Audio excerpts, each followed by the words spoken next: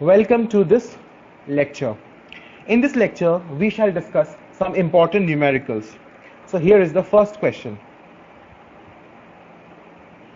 The heart of a man. तुम लोग भी मेरे साथ साथ कॉपी में क्वेश्चन भी उतारो और सॉल्व भी करते चलो, मैं साथ साथ समझाते जाऊंगा. आज हम इस वीडियो में जितने भी न्यूमेरिकल्स करेंगे सब बहुत इंपॉर्टेंट है. The heart of a man beats 75 times in a minute.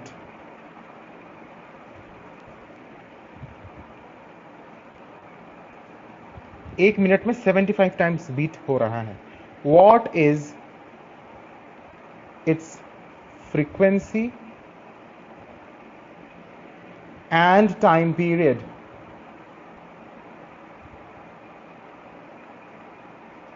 तो चलो इसका सॉल्यूशन करते हैं. क्या कहा गया है क्वेश्चन में कि in 1 minute 75 times the heart is beating.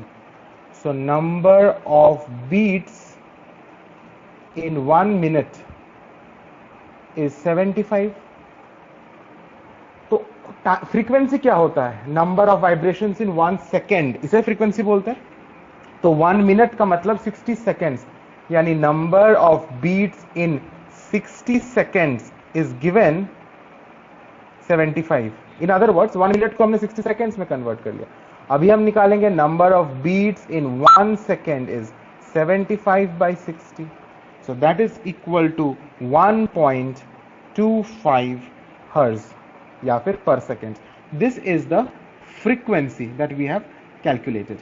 Now we have to calculate the time period also. So हमारा फ्रीक्वेंसी आ गया, इसे ही हम फ्रीक्वेंसी बोलेंगे ना. Number of beats in 1 second या number of oscillations in 1 second या number of vibrations in 1 second आ गया हमारा 1.25 hertz. Now this second one, time period हमें कैलकुलेट करना है और हमें बहुत आसानी से हम कैलकुलेट कर सकते हैं. Time period is 1 by frequency, यानी इट इज 75 by 60 तो फ्रीक्वेंसी था, तो इसे हम 60 by 75 कर देंगे तो हमें आ जाएगा 0.8. यूनिट क्या होगा टाइम पीरियड का? सेकेंड. तो ये दोनों हमें आंसर मिल गया. ओके, सिंपल है. Moving to the next question. The separation between two consecutive crests, the separation between two consecutive crests in a transverse wave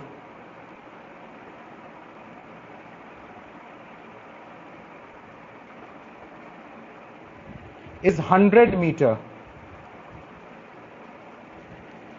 If the wave velocity is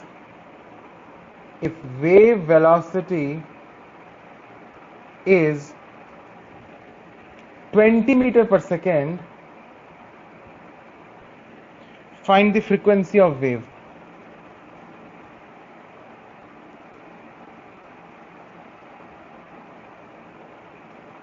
देखो question से पढ़ के हमें क्या समझना है, क्या इंफॉर्मेशन लेना है. क्वेश्चन इनडायरेक्टली हमें एक इंफॉर्मेशन प्रोवाइड कर रहा है. जब लिखा हुआ है the separation between two consecutive crests, यानी लगातार पीक टू पीक. क्रेस्ट मतलब पीक टू पीक डिस्टेंस दिया हुआ है कितना? 100 मीटर. तो पीक टू पीक अगर डिस्टेंस है तो वो उसे क्या हम बोलते हैं? डिस्टेंस डिस्प्लेसमेंट ग्राफ में हम पीक टू पीक को क्या बोलते हैं? जैसे याद है ना, I have discuss this when we have drawn this displacement distance graph. This is a crest, this is a crest. So C1 is one crest, C2 is the next consecutive crest. So यहाँ crest से crest का distance दिया हुआ है 100 metre. This is what? This is the lambda. So given is actually wavelength, that is lambda 100 metre.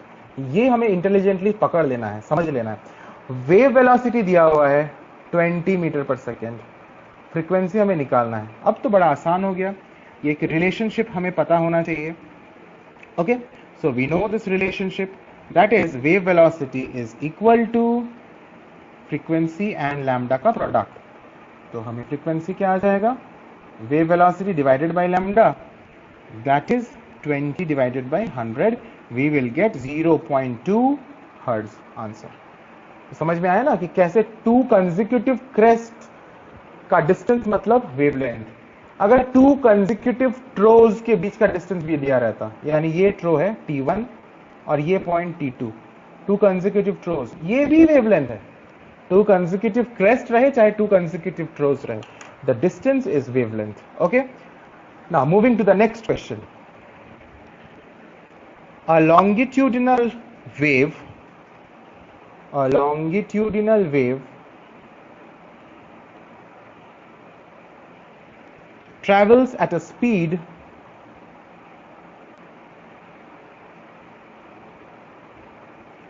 of 0.3 meter per second,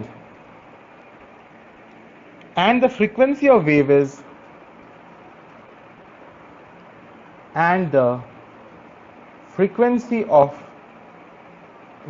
is 20 hertz.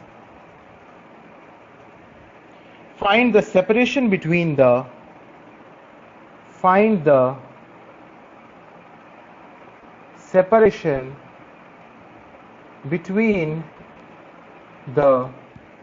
two consecutive compressions.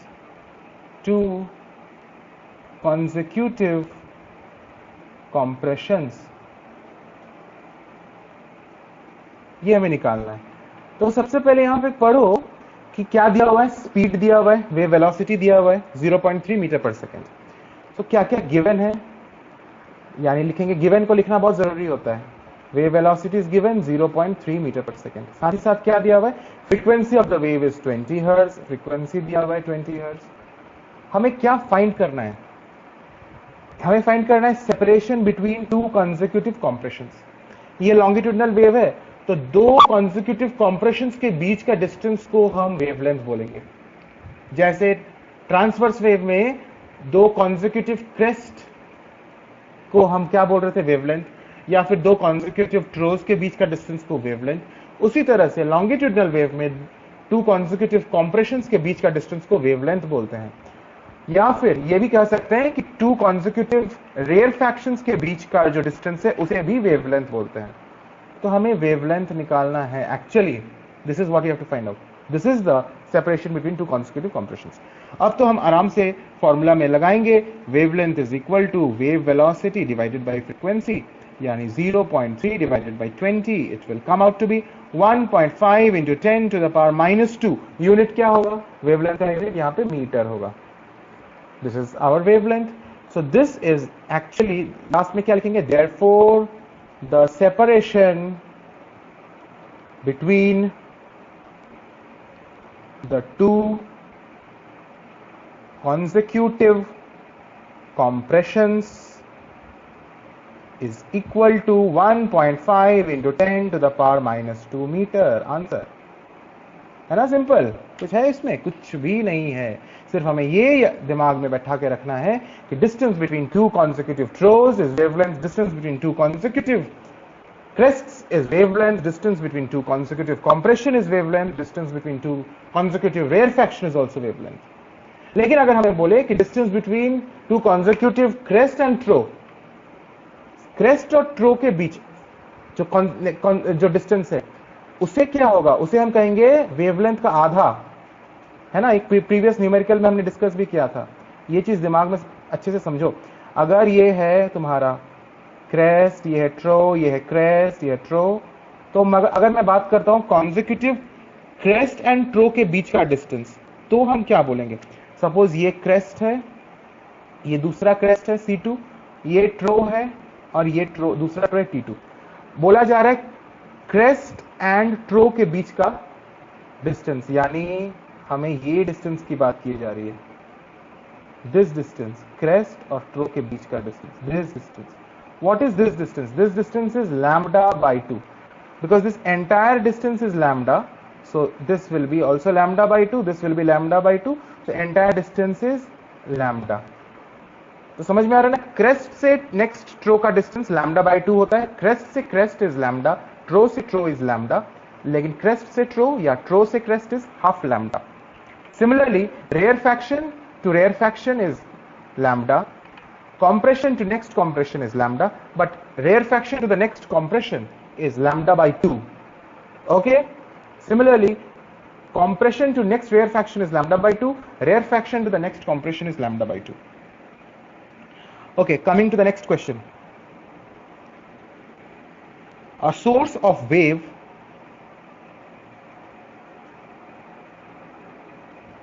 produces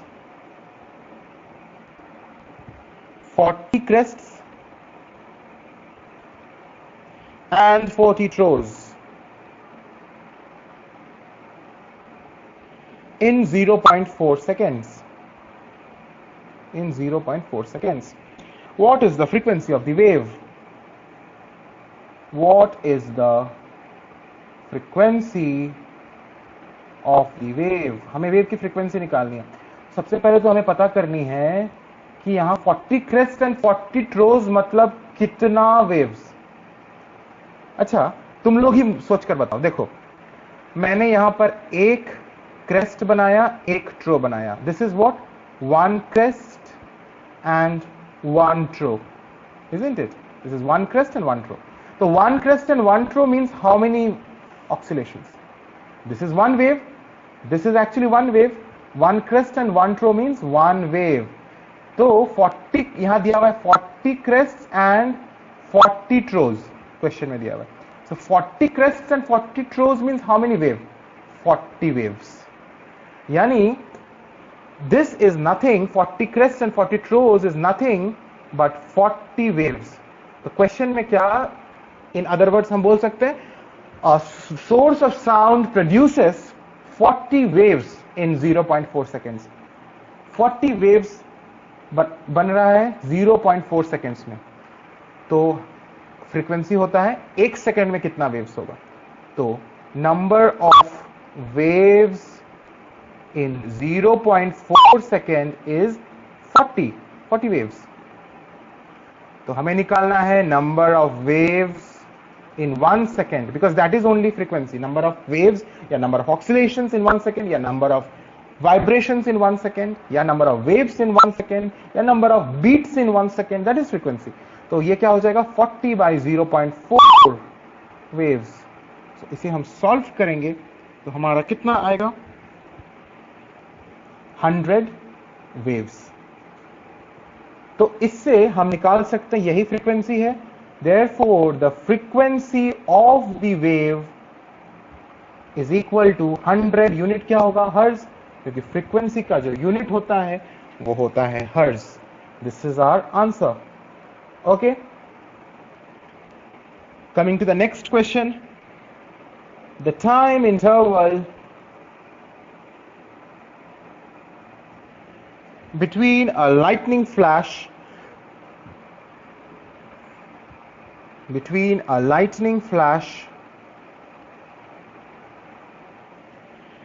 and the first sound of thunder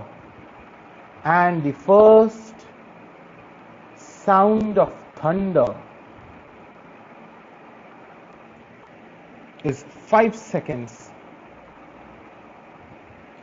If the speed of sound in air is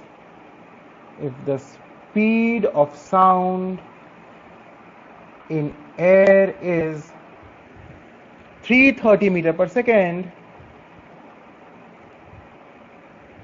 find the distance of flash from the observer. Find the distance of flash from the observer.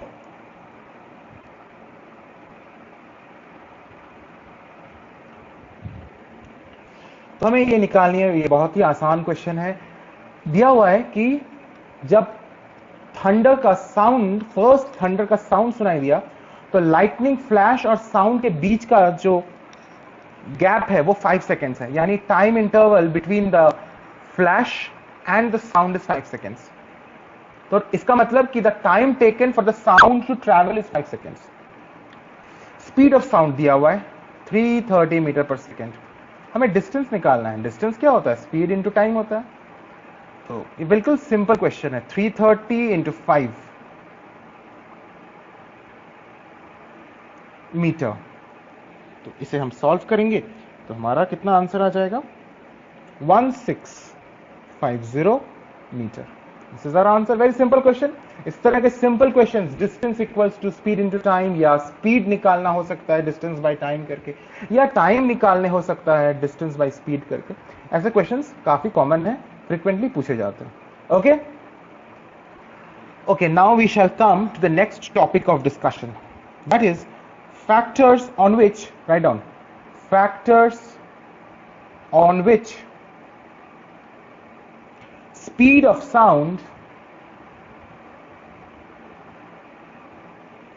in a medium depends।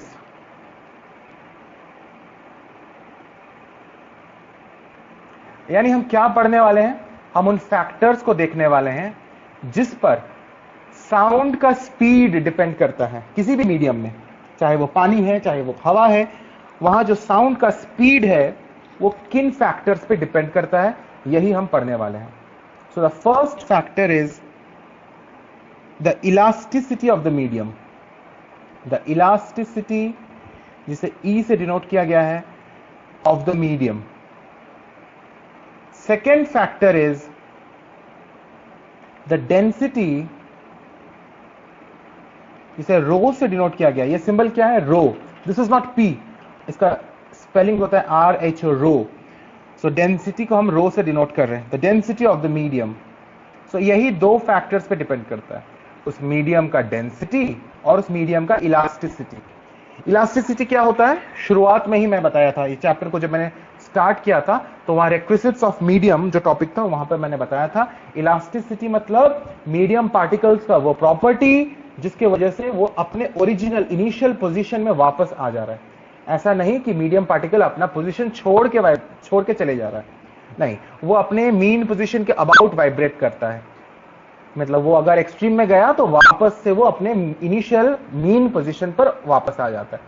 तो ये होता है elasticity. अलग अलग medium का अलग अलग elasticity होता है। We can measure the elasticity also, but how to measure that is not the scope of the syllabus, but this is a parameter which we can measure. Elasticity is a parameter which we can measure the how much elastic a medium is. तो इन दो factors पे depend करता है। क्या चीज depend करता है, speed of sound. Speed of sound इन दो फैक्टर्स पे डिपेंड करता है। तो स्पीड ऑफ साउंड को अगर हम v से डिनोट करते हैं तो एक इक्वेशन है इलास्टिसिटी और डेंसिटी के बीच, that is E by rho. यानी क्या हमें दिख रहा है, इससे क्लियरली दिख रहा है कि speed of sound is directly proportional to the square root of elasticity. दिख रहा है ना, speed of sound is directly proportional to the square root of elasticity. और साथ ही साथ यह भी दिख रहा है कि speed of sound is inversely proportional to the square root of density. Clear है, ये तो हमें इक्वेशन से दिख रहा है। Speed of sound is directly proportional to the square root of elasticity and inversely proportional to the square root of density of the medium. इस equation पर बेस्ड कोई भी न्यूमेरिकल्स नहीं पूछे जाते हैं, तुम्हारे सिलेबस में नहीं है। बस तुम्हें इतना जानना है कि इन दोनों फैक्टर्स का नाम क्या है और ये किस तरह से इस पर डिपेंड करता है। इलास्टिसिटी पर, इलास्टिसिटी के स्क्वायर रूट पर डायरेक्टली प्रोपोर्शनल और डेंसिटी के स्क्वायर रूट पर inversely proportional speed of sound depend करता है। बस इतना ही तुम्हें जानना है। अब हम आगे बढ़ते हैं। अलग अलग मीडियम में साउंड का अलग अलग स्पीड होता है। सबसे ज्यादा स्पीड सॉलिड में होता है साउंड का, उससे कम स्पीड लिक्विड्स में होता है और सबसे कम स्पीड गैसेस में होता है। तो हम लिखते हैं sound has different speeds in different media. Media is the plural of medium. Okay, तो हमने यहां प्लूरल वर्ड यूज किया। अलग अलग मीडिया में अलग अलग स्पीड होता है साउंड का। The speed of sound is maximum in solids, minimum या फिर less लिखते हैं, less in liquids and least in gases। सबसे कम स्पीड गैसेस में होता है। और हम ये एक्सपेरिमेंट का भी मैंने डिस्कशन किया था in one of my previous lectures कि जब कोई व्यक्ति रेलवे ट्रैक पर अपना कान लगाकर सुनने की कोशिश करता है तो हो सकता है उसे ट्रेन के आने की आवाज सुनाई दे, अगर वो सॉलिड के थ्रू सुन रहा है, यानी रेलवे ट्रैक्स के थ्रू सुन रहा है, लेकिन हवा के थ्रू अगर वो उसे कानों में कोई भी आवाज नहीं पहुंच रही है, क्योंकि हवा में जो साउंड का स्पीड है वो बहुत कम है और सॉलिड में जो साउंड का स्पीड है वो काफी ज्यादा है। ये मैंने डिस्कस किया था, ठीक है। अभी हम लोग नेक्स्ट जो पढ़ने वाले हैं वो है कि किन फैक्टर्स पर स्पीड ऑफ साउंड गैस में डिपेंड करता है। इसके पहले जो हमने पढ़ा था वो पढ़ा था अ जनरलाइज्ड स्टडी कि किसी भी मीडियम में साउंड का स्पीड किन फैक्टर्स पे डिपेंड करता है। अभी हम लोग पढ़ने वाले हैं कि एयर में साउंड का स्पीड किन फैक्टर्स पे डिपेंड करता है, specifically air as the medium. So give the heading factors, ये काफी इंपॉर्टेंट है अभी जो हम लोग करने वाले हैं। Factors affecting the speed of sound in a gas, not necessarily air, it can be any gas. So factors affecting the speed of sound in a gas. चलो इसको अब लिखते हैं, फिर मैं समझाता भी हूं साथ साथ। नंबर 1, सबसे पहला है डेंसिटी। तो उसमें भी हमने पढ़ा था डेंसिटी यानी रो पे डिपेंड करता है। कैसे डिपेंड करता है? We have studied in the previous case also that speed of sound is inversely proportional. जैसे जैसे मैं लिख रहा हूं लिखते चलो, ये क्वेश्चंस बहुत इंपॉर्टेंट है। Speed of sound is inversely proportional to the square root of density of medium या डेंसिटी ऑफ गैस। यहां पे मीडियम गैस है ना, यानी V is inversely proportional to 1 by root over rho, root over density. तो this is not the new thing, अभी थोड़ी देर पहले ही हमने इसको डिस्कस भी किया था। इसके डेंसिटी के स्क्वायर रूट पर इनवर्सली प्रोपोर्शनल होता है density of the medium. Second, temperature. हाँ, टेम्परेचर पर भी, टेम्परेचर ऑफ द गैस पर भी डिपेंड करता है स्पीड ऑफ साउंड। कैसे? टेम्परेचर अगर इंक्रीज करेगा तो डेंसिटी डिक्रीज कर जाता है। यानी कोई भी गैस को अगर हम गर्म करते हैं तो उसके मॉलिक्यूल्स दूर दूर दूर चले जाते हैं, तो डेंसिटी डिक्रीज करने लगता है। यानी with the increase in temperature density decreases. तो यहां पर क्या लिखेंगे? The speed of sound is directly proportional to the square root of temperature of gas.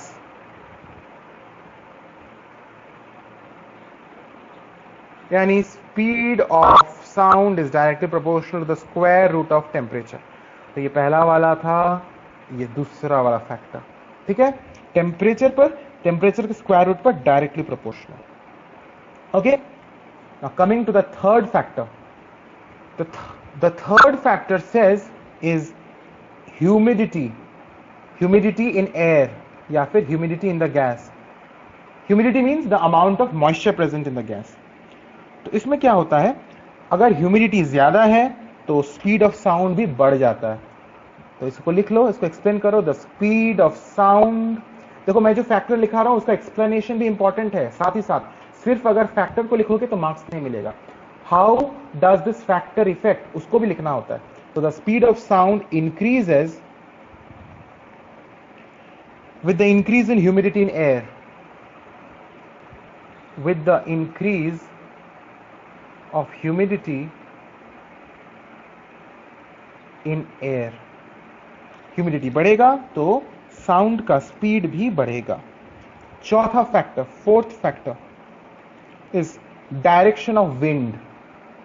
ये तो बहुत आसान है, हम सभी को पता है कि जिस दिशा में विंड बहेगी, हवा बहेगा, उसका डायरेक्शन, स्पीड ऑफ साउंड भी बढ़ जाएगा। उसी डायरेक्शन में साउंड का स्पीड बढ़ जाएगा।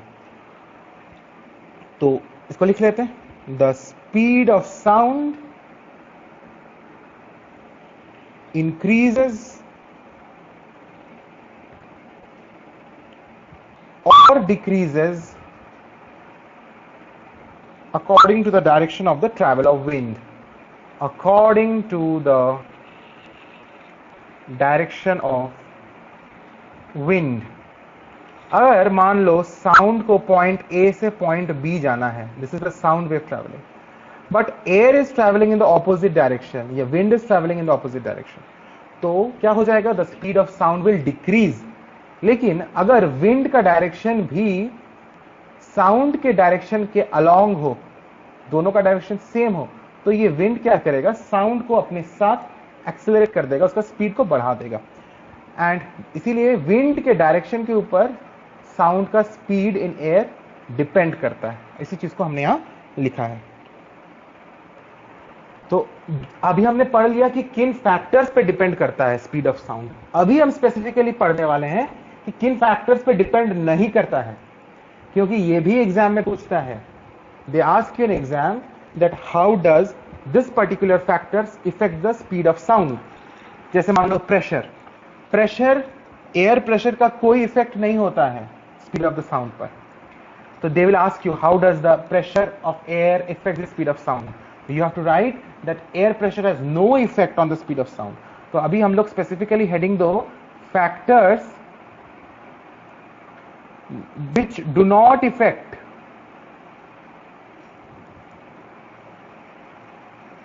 the speed of sound in a gas. वो कौन से factors हैं जिन पर speed of sound in a gas depend नहीं करते हैं? Number first, effect of pressure.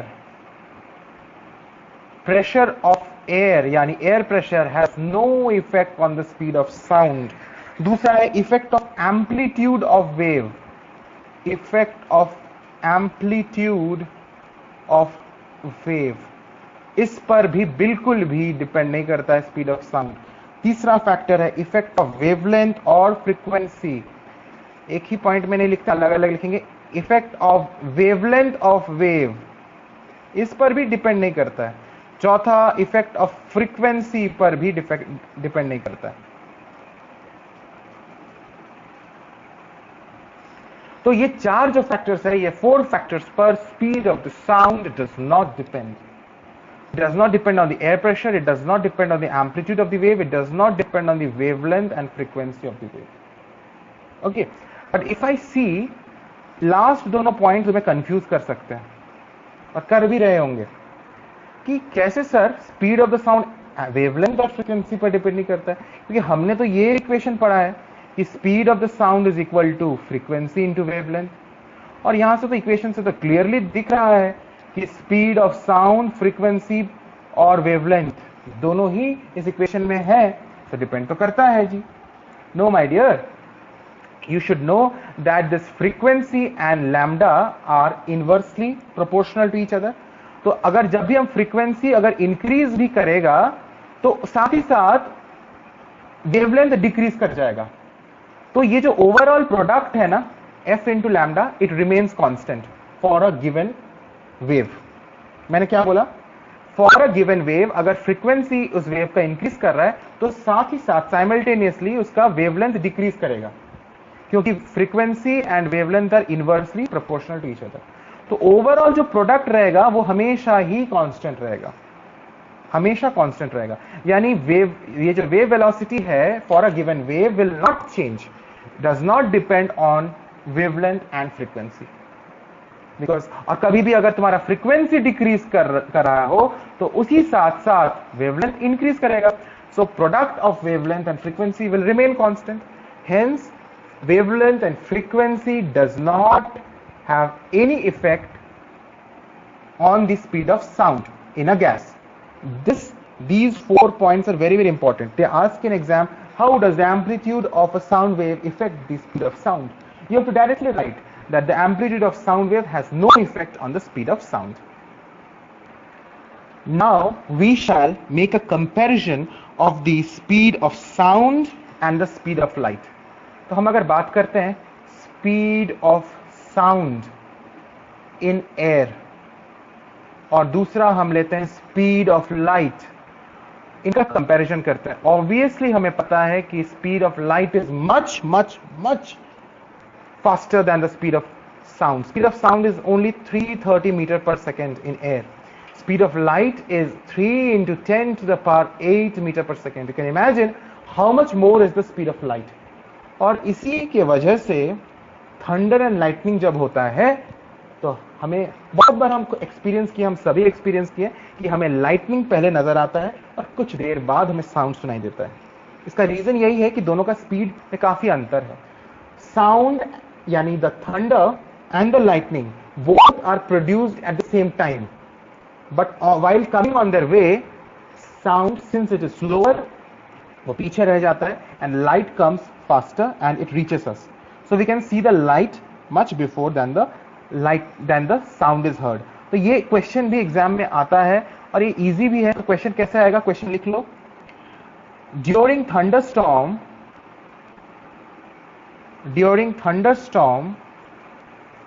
मतलब जब बिजली कड़क रही है उस समय को थंडरस्टॉर्म बोलते हैं। During thunderstorm the lightning is seen first,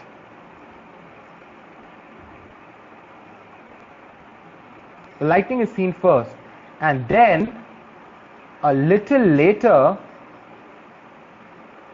the sound is heard, the sound of thunder is heard. Why? full stop देकर why, ऐसा क्यों होता है? बड़ा इजी है, अब तो तुम लोग जान चुके हो। लिखेंगे the speed of sound is much slower than the speed of light. Values भी लिख लेंगे।